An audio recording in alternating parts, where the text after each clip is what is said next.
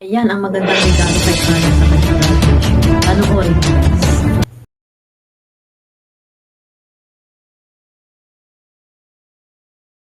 Kalingap, welcome back to my YouTube channel. Ayan, bago ang lahat, magandang araw po. Sa kapwa ako OFW, magandang araw at mag-iingat po tayong lahat. Kila Kuya Bal Santos Matubang, miga love shout out. At sana ay suportahan niyo po ang kanilang mga video na ini-upload para po marami pa po silang matulungan na nangangailangan po sa Pilipinas. Ayan, kila Kalingap Rab sa kanyang love team. Ayan, suportahan po natin at huwag po tayong away-away at magkaroon tayo ng mga panatik at bigyan ng bakod ang love team ni Kalingap Rab. Na sana lahat ay suportahan po natin dahil isa lang po tayo sa team Kalingap. Sabi nga, one Kalingap, one family, or one family, one Kalingap. Ano ba? So ayun, bahala na yun. Basta team Kalingap tayo, no? Magsuportahan tayo, huwag tayo mag-away-away. Love lang po tayo. So ayan guys, no? Ito po yung clip video na kinuha ko po kay Kalingap Rab, no? Panoorin po muna natin yung pag-surprise doon kay Carla sa kanyang bagong bahay. Something on my mind, finally not afraid to say it. I know it took some time, used to read it in a press release what I was going through, but I got stories too. The fear of being last, everybody, I try to catch it when you want I try to fill up though it's pouring over, cause I have reached a point where nothing matters, and I'm signing up this open letter. I go down in blue, and that will be. Kaya ito sumuyo talaga na sa bahay po talaga kami. Kaya sabi niya po, tapusin niya ang pag-school niya po. Para natawan niya daw po kami magandang harong.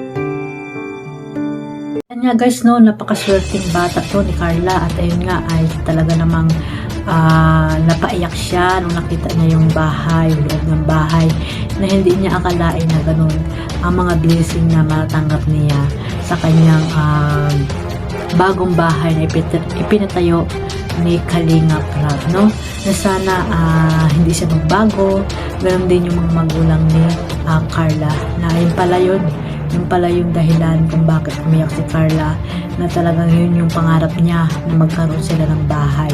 At hindi ng bahay yung binigay ni Kalingap Rab at ng mga mabait na sponsor, pati na rin yung mga kagamitan doon sa loob ng bahay. Grabe mga Kalingap, no? Daig pa talaga yung yung nag-abroad ang magulang ni Carla, nagkaroon sila ng ganun kagandang bahay. Kaya guys, no, talagang napakabait talaga ni Kalingap Rab, at ganoon din yung mga sponsor ng Jomcar, yun kasama si Carla dyan at si Jomar. So and guys, no, siguro naman alam nyo yung nailagay ko dyan yung bahay ni Carla noon at bahay niya ngayon. Talaga napakalaki ng pagbabago, no guys. Sa mga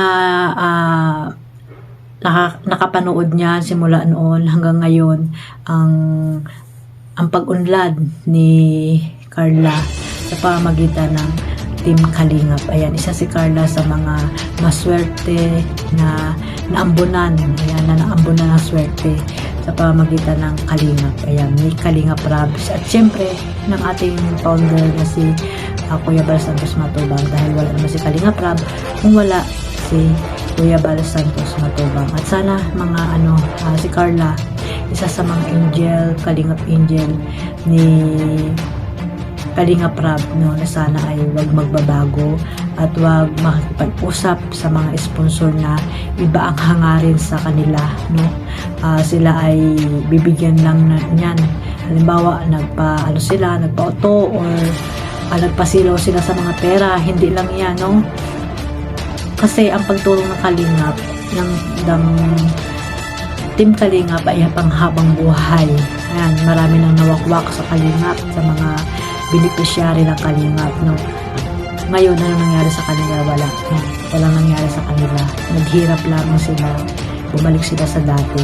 So, sana, itong pamilya ni Carla, ang maipapayo ko lang, ay sana ay wag silang masilaw sa pera. Kung ano man yung mga in-offer sa kanila ng kanilang mga sponsor, or kung binigay man yun, ay sana ay bukal sa puso nila na ibinigay na lang kay Carla at wala nang ibang kapalit. So, ayan mga Kalingap, tanungin ko kayo, agree ba kayo sa mga nasabi ko? Ayan, ano lang kayo dyan, comment kung ano man yung mga advice nyo kay Carla. So, ayan lang guys, no? Sana wag natin kalimutan suportahan si Kuya Bal Sanchez Matubang, Kalingap Rab, at si Ate Edna, syempre, at ang buong Kalingap.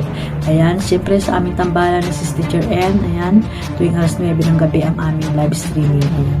At syempre sa buong Karipa, ayan, suportahan po natin yung mga masisipag na reactor ng Karipa, at syempre ang buong iba pang team na nandyan sa Kalingap. So ayan, shoutout po sa Team Trulala, ayan, at syempre kay Ma'am Marilyn TV, ayan, shoutout sa inyo, at sa iba pang mga team dyan, shoutout na lang po sa inyo lahat. God bless us all, bye bye.